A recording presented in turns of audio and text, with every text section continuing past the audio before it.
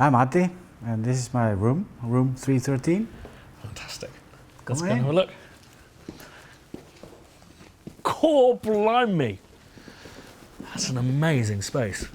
The thing that immediately strikes me is the treatment. Has this been an evolutionary process, or? Yeah, it's been ongoing. And so primarily you do mixing. Yes. Yeah. And so is it it's a Pro Tools rig? It's a Pro Tools rig, and I have it's a hybrid system. Okay. You know, so I have the SPL mix stream here.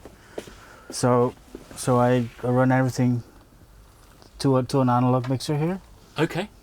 And the mix goes through the Fairchild 670, which actually was built by a guy here, Berger. So it's a really good replica.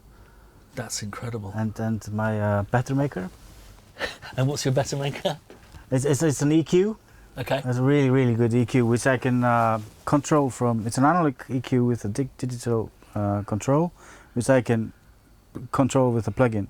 Okay. So I can store it. You know, I open up a session, it's just. And my Shadow Hills, which I use for my drums. Brilliant. And my Teletronics, it's a vintage one, so I use for my vocals and the bass.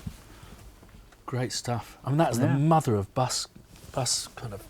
Yeah, it's really really awesome. cool. So when I'm mixing, this is all running. So you work on the barefoots as your near fields? Yes. Excellent. And so you've got a 5. Yeah, I have. And I use these RCFs just for my 5.1.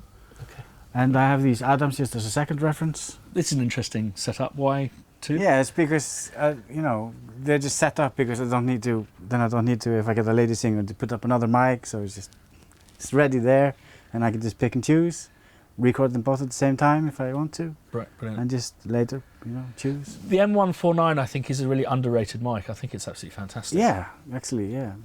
It's less, you know, because the U47 is very saturated, and the other one is not, really soft and nice. Yeah. I see you've got some tape. Is that a very rare thing these days? Yeah, it's, you know, it's pretty rare.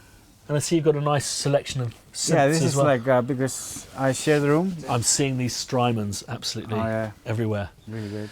But back to the mixing. So you have some, I mean, amazing outboard. Do you kind of pick what you do in and out of the box? Yes. How are you finding the curved screen? I love I love it. Makes so much sense. It's funny how you get used to it quickly. So I don't notice it being curved anymore. There's people pointed out to me, oh yeah. It kind of. It's because a widescreen is one thing. There's something about the curve that means you can put it in your peripheral vision, and it's there, but you're not seeing it. So do you find yourself kind of doing the most tweaking here, whereas here you have your kind of your setup and. Mm-hmm. Of course, apart from the EQ, which I can tweak, you know, as I Right. want for each song. Yeah. Brilliant stuff. Yeah. Fantastic. Well, listen, thank you so much for your time. It's a wonderful, wonderful place.